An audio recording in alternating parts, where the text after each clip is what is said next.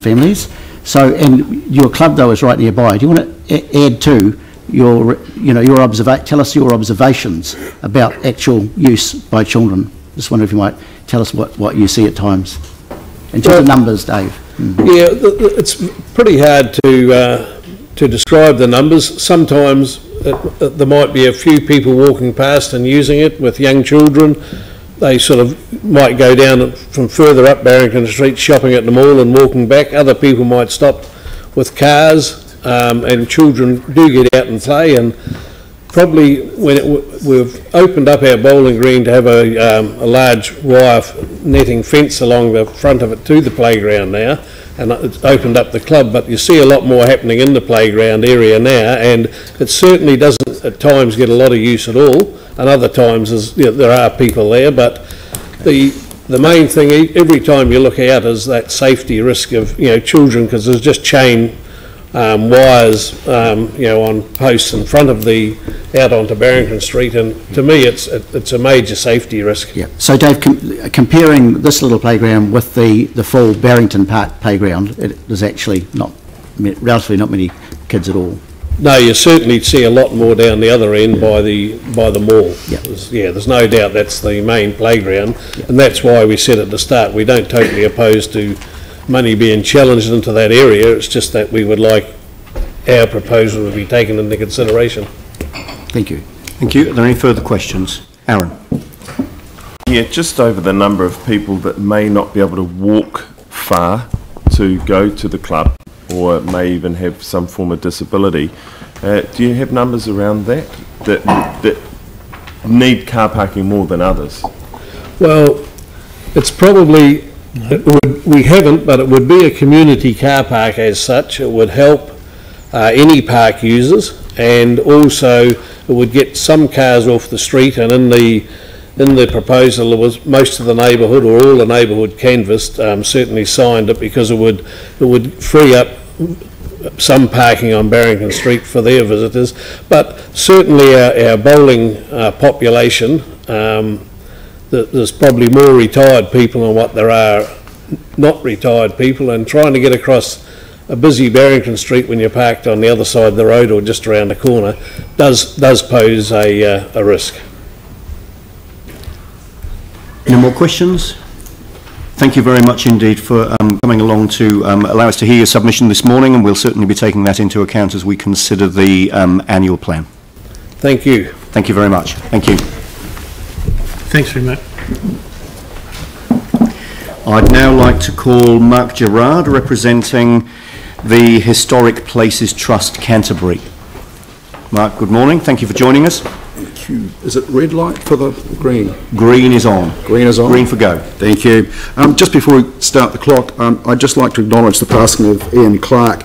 Ian Clark was passionate about Christchurch's environment, heritage and its urban design. He was a Waimea County City Councillor, Museum Board Member, Arts Centre Trust Board Member, Chair of the Civic Trust for 10 years, as well as 10 years on the board and 20 years on the Christchurch Heritage Trust, and I think it's proper that we acknowledge his passing for his contribution to the city. Thank you. Thank you. First up on our submissions concerning the work on council's work on their heritage buildings, we'd asked the council to request that that HPC, that they pass on Historic Places Canterbury's appreciation of Richie Moore's efforts, because I think he's doing a great job and very, very busy. He goes out of his way to talk to the community groups, and he's a great example of a council official doing a really good job, and he's really, really busy, as I know, trying to get in touch with him, as well as the output, and then making himself available, PowerPoint presentations, and he's actively going out asking for it, and we'd like his work to be appreciated by the council, if you wouldn't mind passing it on. In addition, we think the council's doing great work. It's unusual in the plan submission, but you're doing great work for your heritage buildings, and the only complaint we can significantly go for, okay, some of them have been delayed, we acknowledge the financial constraints, is I actually don't think the council's promoting their work enough. I've said this last year at last year's thing, and no one really picked it up. I did have work to Daikina about this, and I must admit she looked slightly surprised, but I don't think you're selling the story of what you're doing enough. There's great stories. These are treasures. If you truly believe they're treasures, they've got great stories. You go and tell them. I mean, My email box is full of people from Heritage New Zealand, John O'Hare and stuff regularly. I get nothing from the council. Every time you open a building, I go and dive into the Statement of Significance and get the heritage and try and put it on the HPA website. We've got a page and put it out there so people know about its heritage. So in other words, councillors, I'm really basically requesting more height on heritage height. I did say it's an unusual submission. And I realise I'm asking for it, but I think you can't oversell it. I think you've done a fantastic job and it's rolling. It's really good. Now moving on, the Nurses Memorial Chapel. HPC requests that the funding be reinstalled. The Mayor has previously indicated that if funding is reinstalled and continued as was planned, it may be ready for and repaired by Armistice Day. And I think this is great. I think a delay outside Armistice Day, you'll delay the effectiveness of its opening. But if you've got to open on Armistice Day, you have a very good chance of grabbing national headlines. This is a unique building, both nationally and internationally. And I think it's a great opportunity. I think I welcome the council for a concerted PR campaign to coordinate with us as well. And I do point out it actually is a physical statement of the regeneration in Christchurch is occurring. I mean, it's nice to hear about. It's hard to brag about a glass box and a cycle lane, but people will acknowledge, oh, you're doing this. And it is also unique. The Nurses Memorial Chapel is a unique building, I understand. There's one, I think if I recall correctly, that's something equivalent. So theoretically, every nurses organisation or union, etc., throughout the world should be receiving information on the Nurses Memorial Chapel in their newsletter. It's not difficult, and push it right up. And I suspect you will also grab some attention nationally for this one. And this sort of publicity you can't ask for. It's a great opportunity. In addition, we noticed there is some funding. We've supported funding applications from the various trust and the Friends for interpretation, etc. And that's predicated on the building being opened around about Armistice Day. And as you know, with voluntary organisations, it's very hard. So I would ask that the council release funding to get this little gem repaired. Thank you very much. Next up, we've got the Provincial Council buildings. HPC endorses Dr. Ian Lockheed's detailed submission. So we request that funds be released to start restoration on this international gem. It is our understanding there's been an insurance payout, Ministry of Culture and Heritage funding, and the documentation is ready to go. We do note that a delay in funding is really false. The cost of the building will go up, the repair will go up. It does, it seems to, regularly. And there will be deterioration. A lot of that timbers will deteriorate because it's idle, and in the past the building has had leaks, so it will cost you more money to do the full restoration. I make a note that there is a temptation at council, and you see a lot of requests and documentation with money that sits there, and I've gone through many council annual plans, and sometimes you see the number as just is a figure that's sitting there. But this building is internationally significant. It is up there with the Arts Centre, and instead of seeing it as a cost, we should actually see it for what it really is. There's an international gem which we can take credit for restoration, the equivalent of the Arts Centre. And I think it's very important that we start this, and in addition that we have a corresponding PR campaign that's going internationally to say that we are doing it. Again, it's asking you to step up and say this is important and this is why we've got custody of this building, and we know it's important because it's a treasure, and we're going to tell the world as to why it's important and what we're doing about it. And this is an ongoing one for the entire restoration. You can be mounting tours and doing what the Arts Centre does with interpretation all the way through. So it's a chance to market Australia. Now you might think, oh yeah, so what? Well, outside, when we were doing a sort of gathering outside the old normal school, I had a 7-year-old from Newcastle berating me as to why we're losing our heritage, and just informed me that they've just restored the Newcastle Cathedral after 20 years, which was brick. Now he's selling his heritage from Newcastle to me. Now we should be putting our Christchurch residents, when they're travelling, in the position to do something similar. So, and it's an opportunity for the council to go forward and tell people. And Dr. Ian Lockheed is a Mountford scholar, and is quite happy to provide his national context to tell the world that this is what we're doing. And to be honest, I'd say by doing so, and it sounds over the top, it's actually demonstrating that Christchurch has the ambition, the talent, the determination, and that the regeneration is real. I know you wouldn't expect that from a heritage lobby organisation, but I think it's important. Just to finally, thank you very much for the for this late deputation. We understand mistakes made, and I've found the department from the council to be really, really good, and their follow-up and all the way through was exemplary, as I said on the phone. So thank you very much indeed for the submission, for coming along to speak to it this morning. Certainly great to hear from you, and particularly thanks for your kind words at the beginning of your presentation this morning. Thank you.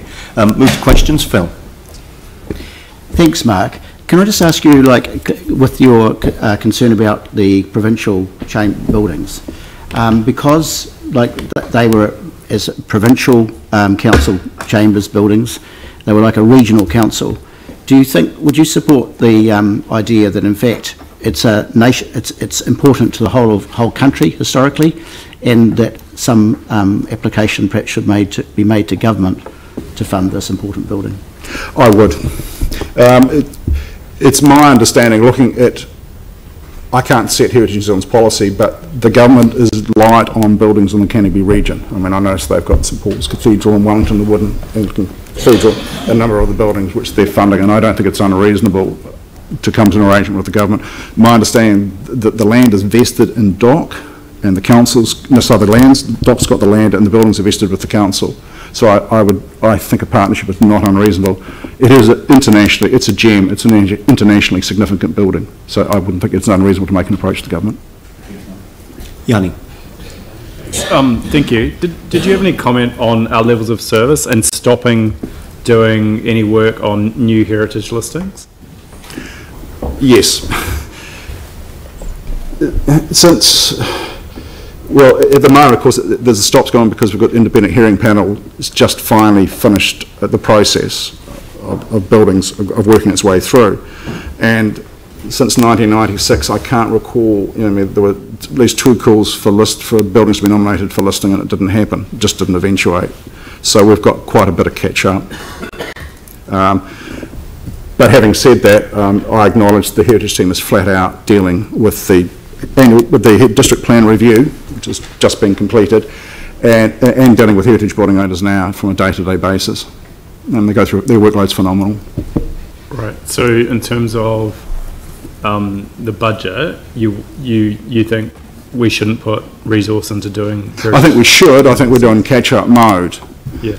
But we're cognizant of the fact that the council's under financial strain. You know, there's a lot, you've got an ambitious program going through for what is a boutique city and a big event by international standards. But yes, of course, we'd welcome more time, more protection, because there are buildings that do not have protections and should be a priority for the council to prioritise. I can't name some, but there are out there, and I think it's important. Okay, thanks. So I would commend it, but I'm realistic because I've got the provincial council building, I've got other buildings which are real and need to be repaired and restored. Any further questions? Mark, thank you once again for joining us. Thank you for your submission. Thank you. So we now move to a presentation, 3.1.3, a presentation from Lynn Myers from the Packaging Forum. This is in response to a resolution passed by Council on the 6th of April. Now, we've set aside a maximum of half an hour for this presentation. And Lynn, if you're able to leave some time for questions, that possibly would be useful as well. So thank you very much indeed for joining us, and we're looking forward to the presentation. Thank you. I get up now to present. I'm just so relieved that the screen doesn't have my body weight and age on it. I started Olympic weightlifting a few years ago, and I competed recently at the World Masters Games, and it's frightening when you stand up there. It's got your year of birth and your body weight. There's 2 things as a woman that you don't tell anybody, and they're it. So, thank you anyway, Deputy Mayor and Councillors, for seeing me today. I met with the Mayor at the Zone 5 and 6 Local Government New Zealand meeting, and she asked me to present to the Council how the Packaging Forum and what is working to support councils and communities and industry around waste management. Let's hope I'm going the right way with this. Oh, hang on. There we go. So the Packaging Forum was established in 2004 to tackle a problem caused because too much glass was collected with not enough uses for it. So the Forum now operates 2 voluntary product stewardship schemes which have received accreditation under the Waste Act, one for glass and one for public place recycling. And a 3rd scheme for soft plastic packaging we plan to submit for accreditation this year. We have 200 members who pay levies based on their size and impact, which we use to fund council and community projects. So in 2016, we allocated just short of $1 million on infrastructure and programs to increase recycling in communities. Our role is quite simple. We seek cost-effective end-of-life uses, solutions for packaging. And I'll briefly outline some of our activities. So in 2015, we introduced a drop-off recycling system for soft plastic packaging. This means these materials can now be recycled. As I mentioned, we're established to find a temporary solution to support glass recycling, and the role is just as important today. This year, in fact this month, we're about to launch a national litter campaign, and from the very general to the very specific, we'll be releasing next week a guide for where coffee cups can be composted, and we're working on an industry-agreed logo to identify compostable cups. Since we launched in Auckland in November 2015, around 50 million plastic bags and wrappers have been dropped off at 300 stores in Auckland, Canterbury, Waikato, Wellington and Queenstown. Now this was initiated with a 700,000 Waste Fund grant, but it wouldn't have got underway if industry wasn't prepared to pay for it. So from having no industry funding to start off with to collect soft plastics, we match funded the government's contribution in year one, and we'll be 100% funding the programme by the end of 2018. We launched the programme in Canterbury in June last year, and at 51 stores in the region. Since then, we've collected 15 tonnes of materials, which is around 3.75 million bags units. The best performing store in Christchurch is New World St Martin's, whose customers have dropped off 1.3 tonnes of soft plastics. So there on the screen you can see the stores where we're operating, and the chart there is the monthly bag collection. It sort of varies because you've got 4-week months and 5-week months. Around 1.5 billion bags are used nationally every year. This is across the whole range of soft plastic packaging. So it's undeniably a lot of bags, but manufacturers choose soft plastic to wrap toilet roll, biscuits, confectionery, bread, etc. because it's lightweight, flexible, and it protects and preserves the product whilst keeping the cost of shipment down because it's not adding weight. Last year we made a small start to recycle them, 1.7% in our first year. This year we'll recycle around 300 tonnes based on our current performance, but I continue to be amazed by how well consumers are responding, so it may well be more than that. Conservatively, I suggest we'll reach 11% recycling rate by 2020. This is a snapshot of soft plastic recycling. Current numbers are 190 tonnes collected so far, but how do we make a real step change? We need to create a market for the products produced from the materials. What we'd like from local government is to support the procurement of products made from recycled materials so that we have a market for the bollards, benches and decking they produce. That'll create a circular economy here in New Zealand without us needing to ship the bales to Melbourne. The Glass Packaging Forum was established to help increase glass recovery by identifying alternative uses for collected glass. Our role today is to support recovery of quality glass suitable to be made into new glass containers at OI in Auckland, as well as to support local glass recycling uses. Last year, 73% of glass was recycled. Our internal target is to help get the recycling rate to 78% by 2020 and 82% by 2024. How does 73% stack up internationally? Well, as you can see from this slide, we are shown in black, of course, and we're right in the middle there. And our glass recycling rate is consistent with the EU average. It's the same as the EU average, in fact. You can see the Australian rate in yellow, right down at the bottom. And of particular interest, South Australia, where there's been a container deposit system for 30 years, sits at 79%, 60% ahead of us, but within our sights. We know that here in South Island there are very particular problems to address with regards to glass collection. The main market for glass is at OI in Auckland, and this clearly presents logistical challenges. We operate a glass fund which assists communities with infrastructure. We're particularly keen to support projects which allow ratepayers to separate their glass containers from other recyclables, so that the recovered glass is of high quality and can be processed into new glass containers, which is the optimum recycling outcome.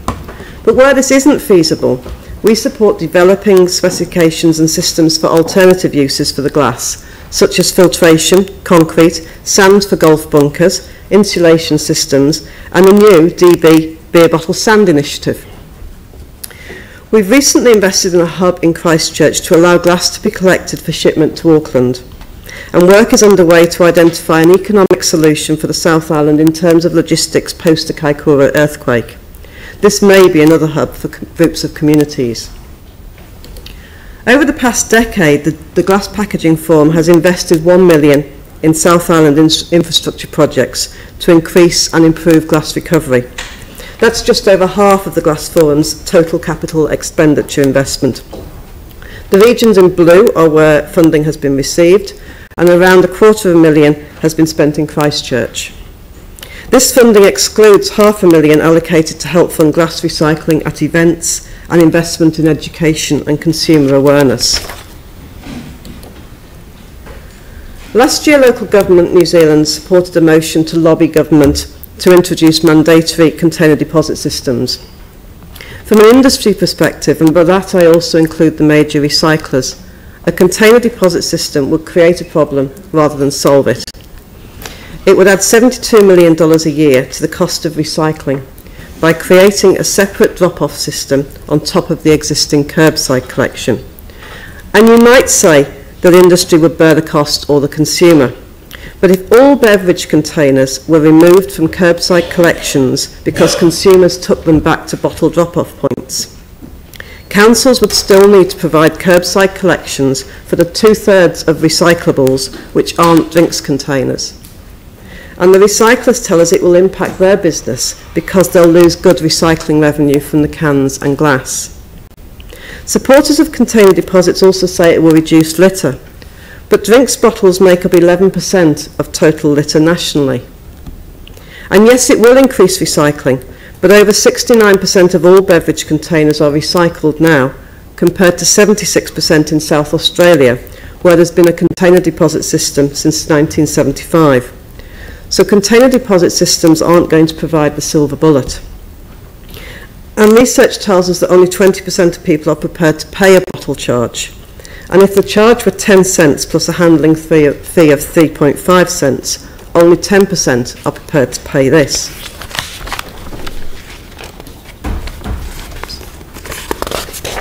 This is, of course, a contentious issue, but I'd ask you to take a read of COVEC's Economic Impact Assessment, which outlines the costs and where they fall. We commissioned the first national litter survey in over a decade in 2015. It was a massive undertaking. Almost 19,000 items of visible litter were counted in an area equivalent to the size of 2,000 sections. The development of the methodology in the survey were carried out by specialist waste consultancy WasteNot. The methodology based on surveys from around the world. There were 4 elements to the surveys. The litter field count involved the counting and classifying of loose litter at 300 transects in 8 urban areas, representing 52% of the population, including Christchurch. A small litter count of smaller items, smaller than a bottle cap. Thirdly, a subjective assessment of the amount of litter on our streets. And finally, an audit of collected litter by brand, which I found particularly interesting. This slide shows you the national average, and I've also included there for your information the Christchurch results. An average of 32 items of litter were found per 1,000 square metres surveyed nationally. Industrial areas and arterial roads contain the highest number of litter items, whereas car parks and waterside walkways contain the fewest. In Christchurch, however, 21.6 items of litter were found per 1,000 square metres, with packaging litter representing 54% of visible litter. Looking at the top 10 litter items found in Christchurch, paper is at the top. So this category includes receipts, office paper, mail, photographs and building paper. Unclassified packaging is next, and this includes paper bags not used for food or drink packaging, plastic bags not used for shopping, foam packaging and packaging tape. Then there's snack food packaging, which is obvious, and disposable cups are the largest categories of packaging litter.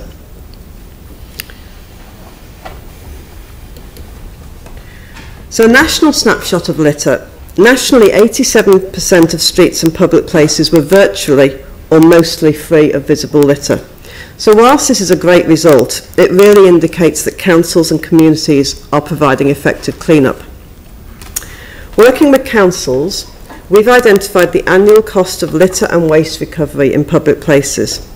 Around 500 grams of packaging litter per 1,000 square metres is picked up annually at a cost of $14 million. On top of this, it costs $32 million to empty public place recycling and litter bins. So looking at Christchurch as a snapshot, in Christchurch the litter snapshot has a different profile, as I've said, to the national average, 22 items of litter per 1,000 square metres, and 54% of litter is packaging related. In a qualitative assessment of the Transex assessed, 49% of sites were graded A for cleanliness, with most litter found on arterial and rural roads. Again, this likely indicates that rather than Christchurch residents not littering, council's doing a great job of cleaning up.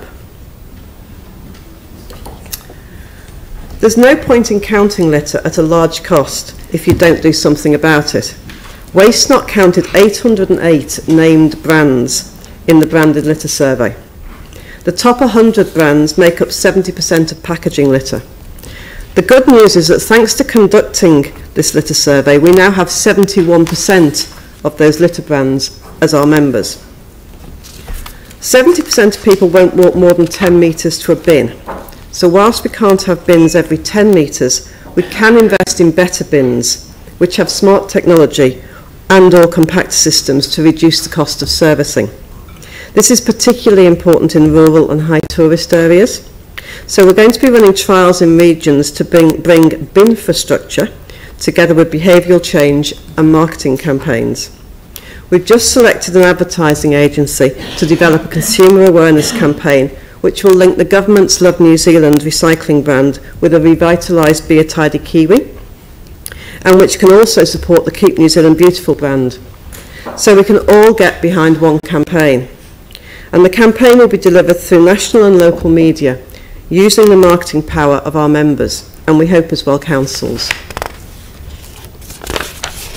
We also work with New Zealand Transport, who sit on our working group, and we're looking at how we might partner with key roads so that the cost of clean-up could be borne by industry. You can tell how long it takes to eat a Big Mac by where the box is thrown out of the window after a drive-through. We also want to tackle more specific issues, for example, coffee cups. 295 million disposable coffee and cold cups consumed in New Zealand every year. These are split between traditional paper and plastic lined and compostable paper and PLA lined cups. So last year we set up a project working group with 90% of the industry engaged in it to identify compost facilities which take PLA cups, determine if there's an overseas market for the paper and plastic cups, and to try and agree an identification logo for cups with manufacturers and brand owners. So this work is going to be published this month. We're growing rapidly. We're adding 2 to 3 new members of the Packaging Forum every month. Research is critical to provide evidence-based solutions which are cost-effective, whether it be about litter, the availability of composting facilities, or the costs of container deposits. Recycling rates are going up. 73% of glass bottles are recycled and over 69% of all drinks containers. A new PET wash plant opening in the Hut later this year will close the loop in New Zealand for PET plastics. Through our public place recycling scheme, we aim to triple the number of recycling bins so they match up to the rubbish bins, providing people with the opportunity to do the right thing. We've introduced soft plastic recycling, which means that now around 70% of all packaging can be recycled. Research shows people don't want to pay more for their food and groceries. People calling for 10 cents on a drinks container are also asking for 10 cents on coffee cups and on all plastic packaging. And putting a charge on drinks containers won't solve litter, and it will damage the recycling industry. So in conclusion, we want to partner with you to help fund projects which increase recycling and help reduce litter. So happy to take some questions. Great, thank you very much. So Pauline and then Aaron. It's fantastic. Thanks for that presentation. Thank you. And I personally find rubbish fascinating, and as I'm sure you do too. Take pictures of bins everywhere, it's frightening. So that's my question to you, that, I mean, council had a rationale to reduce bins to reduce our cost of taking responsibility for other people's rubbish. That's one rationale. But finding that some people are claiming that that's inconvenient and it's also contributing to more litter around the streets, and as you just said, people are reluctant to walk more than 10 metres to a bin. So do you think that it would be better for council to put in more bins? Perhaps not everywhere, but perhaps in parks and public realm places? What we're going to be running through this project that we're just about to get going is piloting some smart technology bins. So these are bins which will actually tell you when they need emptying. Yeah, we've got one in trial here. And there are also some compactor bins as well, which do work in some places and not in others. But we wanted to actually trial also things like pack in, pack out, where you don't have bins, and we know in the department, the conservation lands, there's typically not bins there. We find that if people have to access and egress through one route, you don't need to put a bin there, because you can actually ask people to go in and out, and you can put signage there. But if, for example, along a swathe of beach or a road where people have got multiple ways of getting in, then they'll just drop the litter. They haven't got the, they need the messaging. So what we're planning on doing is running more trials and then producing guidelines. The other piece around it is what we call bin infrastructure, which are the type of bins we're putting in. And typically we've had, and I think you've probably had it yourself, every council does, the bins have been selected on how they look, which is great, but they've not necessarily been the bins that are most pragmatic or practical for use. So we also want to trial different styles of bins, but also the signage on the bins to see if we can actually get people to use them correctly. So I think there's a mix of areas where we would take bins out, where we don't think we need them, where we think we can train people, and then there are other areas where we know that people just frankly will drop litter or won't recycle. On our surveys, what we've found is nationally there is one recycling bin to every 6 litter bins. So what we'd like to do is marry those up so that there might be three litter bins and 3 recycling bins. Right, thank you. Thank you, Aaron. Yeah, thank you for that. It was a notice of motion that failed about 5 years ago, put through by myself, but thanks for the support. Would you support Christchurch being the world's first straw-free city? I've got 4 questions, they're quick ones. Straw-free? Yeah, plastic straw's gone, just use paper recycling. Interesting, because that came out, I think, of an American survey where they actually identified, in doing the litter studies, they actually collected the litter and they found, I think it was a Taco Bell, that the 2 things that they found were straws and the sachets, and in actually removing them they did address litter. Right. So I think there is evidence, and that's one of the reasons why we want to work with our members, because we've got, as I say, we've got 71% of the top 100 litter brands as our members, and we're working with them because we actually believe they're the ones that can help us promote to their consumers, their customers, and also actually activate change. Yeah, because a lot of them eventually make it to the ocean. Then my next one would be on your 1,000 square metre counts, and I noticed there was no cigarette butts on there. Were they not counted? Because I couldn't find 1,000 square metres without one. They were counted as small litter, so we actually did a separate small litter survey, and the top 3 items, I've got a litter, I can pass you one of these, which actually does give the detail. Actually.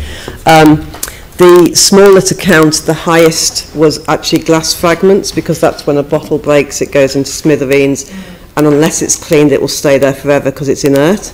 The next one was cigarette butts and chewing gum.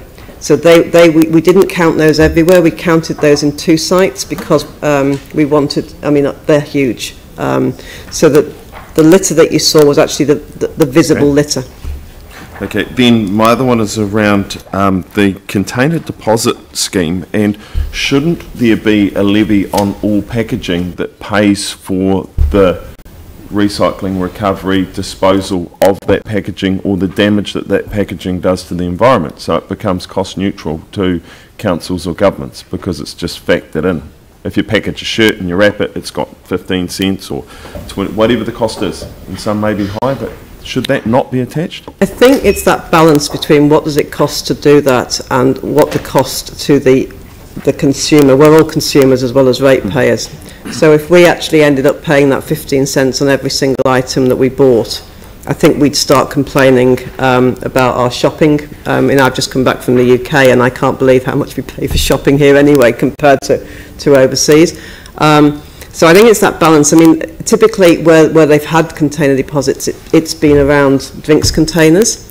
But you're right in saying that, you know, in observing the fact that drinks containers used to be all that we recycle, because that was all we did. We actually knew, you know, if you ask people what they can recycle, I think the number's 97% of people know they can recycle a drinks bottle and they know they can recycle a glass bottle and an aluminium can.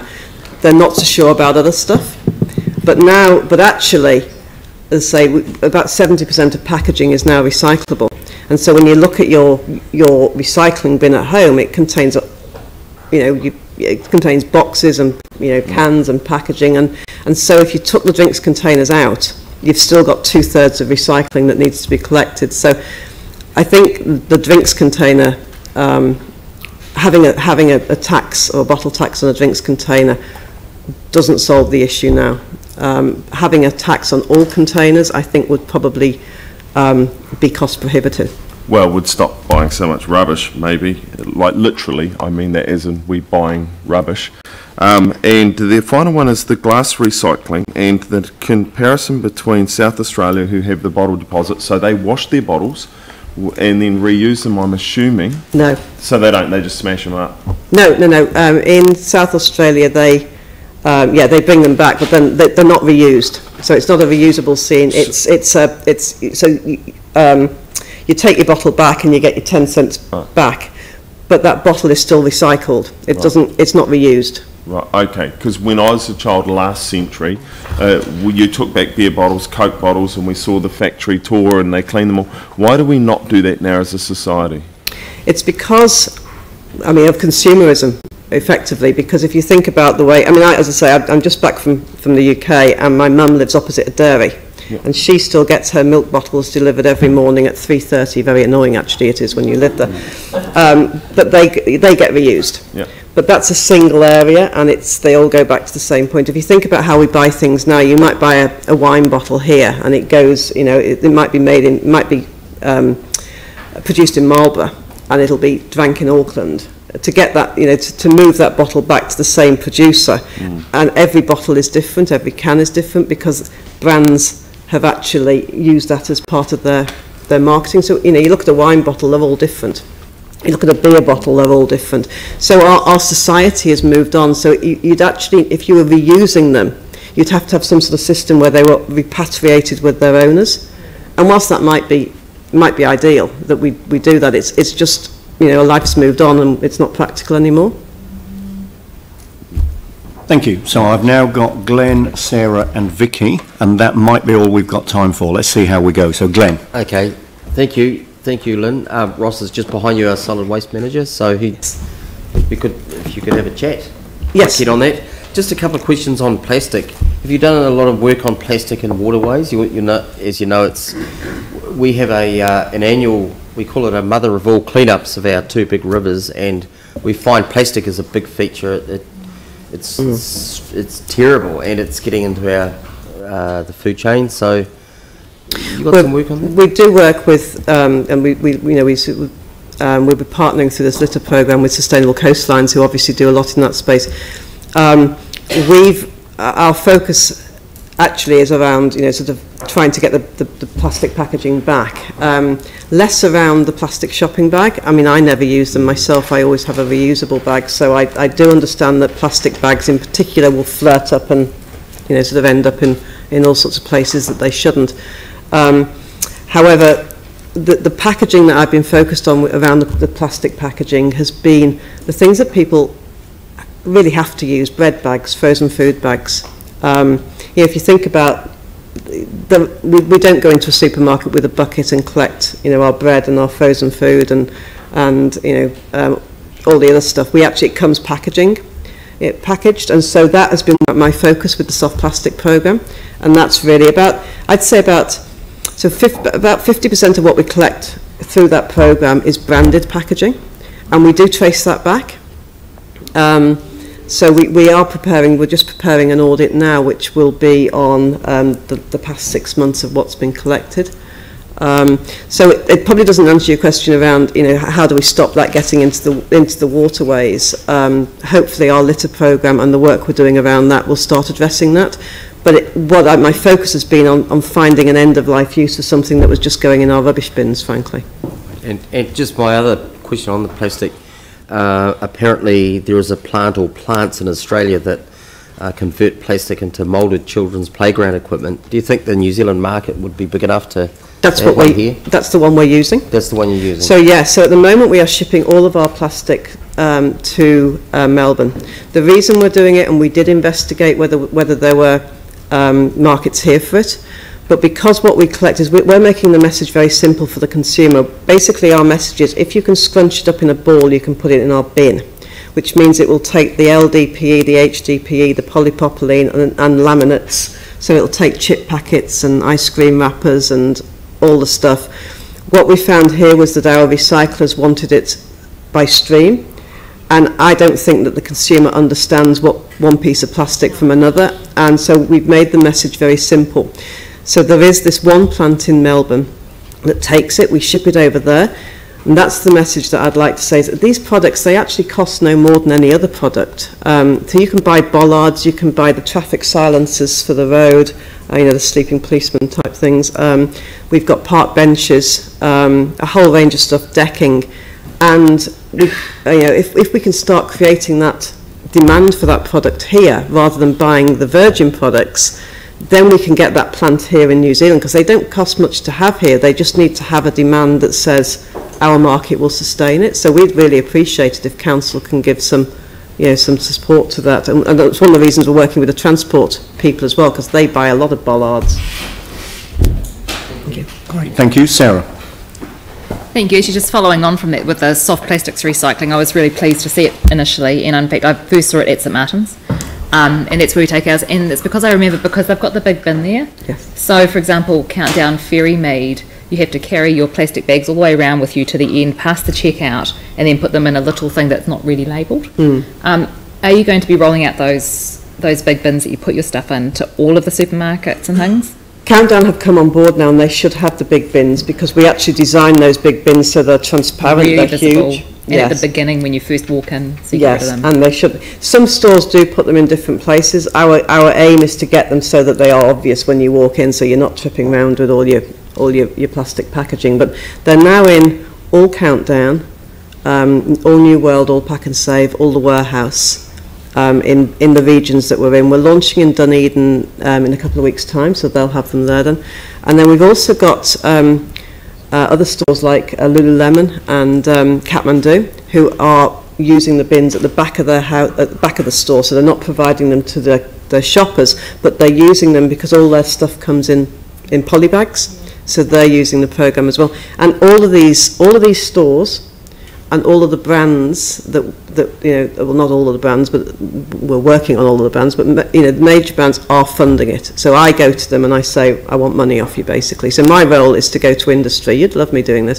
I go to industry and I tap them up for money, and that's what we use to run these programs.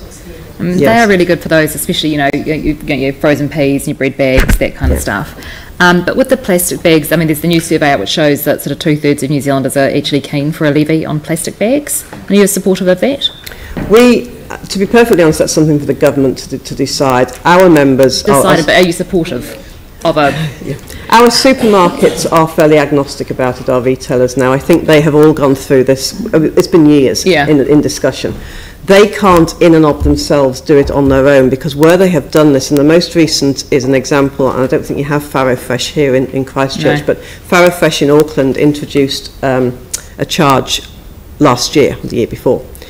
And they've got 4 stores, and they're actually high-end markets, you know, shopping markets. You'd think people would pay for them, they had to stop because people were walking out of the store, they wouldn't pay. So the supermarket... The level playing field is really important. It has to all happen at once. Yeah. Although the new survey says only 8% of people would move somewhere else if their supermarket was charging. But if you've got a level playing field... A level playing field, yes. Yeah. Thank you. And then finally, Vicky. Well, two questions. First, the one about the plastics, which was really interesting about getting it here. How many councils would you need to commit to buying from that at the same price in order to make it happen? I probably don't really know the answer to that, but I don't think it would be... A lot.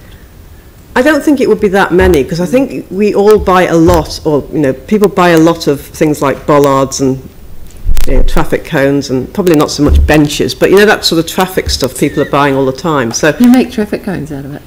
So they can make all those sort of stuff.